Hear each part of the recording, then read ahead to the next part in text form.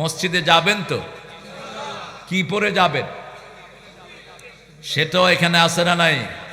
সবচেয়ে পুরান টুপিটা পরে যাবেন ইনশাআল্লাহ। সবচেয়ে নোংরা পাঞ্জাবিটা পরে যাবেন, যেটা ভাঁজ হইতে হইতে পিছনে উঠে গেছে। এটা পরে গেলে মনে করে বিরাট মুত্তাকি, খুবই সেটা। জামাটা পুরান হবে কিন্তু পরিষ্কার হবে।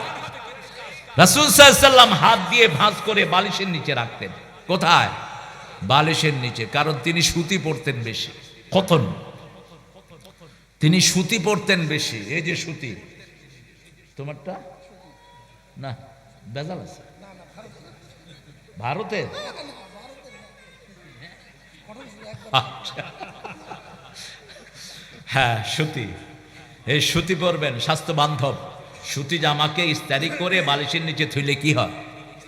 ইস্তারি হয়ে যায়, ভাঁজ হয়ে যায়। রাসূল সবচেয়ে গোছানো মানুষ ছিলেন, সবচেয়ে সুন্দর ছিলেন। এত সুন্দর ছিলেন চাঁদের রূপ হার মেনে যেত।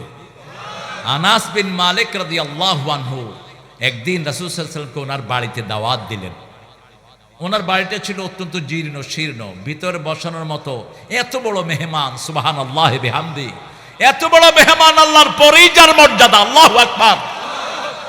আল্লাহ নিজের সাথেই যার নামটাকে যোগ করে দিয়েছেন, লা ইলাহা ইল্লাল্লাহু, আর বলছেন ওয়ারাফানা লাকা যিকরাক, আমি আপনার নামটাকে কিয়ামত পর্যন্ত উঁচুই করতে থাকব। কে বলছেন? আল্লাহ বলছেন। সেই নবীর রাহমা গেলেন আনাস বিন মালিকের দাওয়াতে, গিয়ে উঠোনে বসলেন। কোথায়? উঠোনে উঠোন বলেন তো আপনারা। রাসূল সাল্লাল্লাহু আলাইহি ওয়াসাল্লামকে বলছেন, চাঁদের মুখে মেঘের কলঙ্ক আছে, কিন্তু আপনার চেহারা তার চেয়ে সুন্দর। চাঁদের চেয়ে সুন্দর তুমি, নবী আমার কামলিওয়ালা।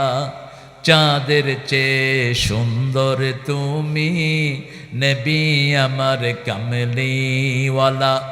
সুখে দুঃখে দরুদ পড়ো, ইয়া মুহাম্মদ সাল্লে আলা।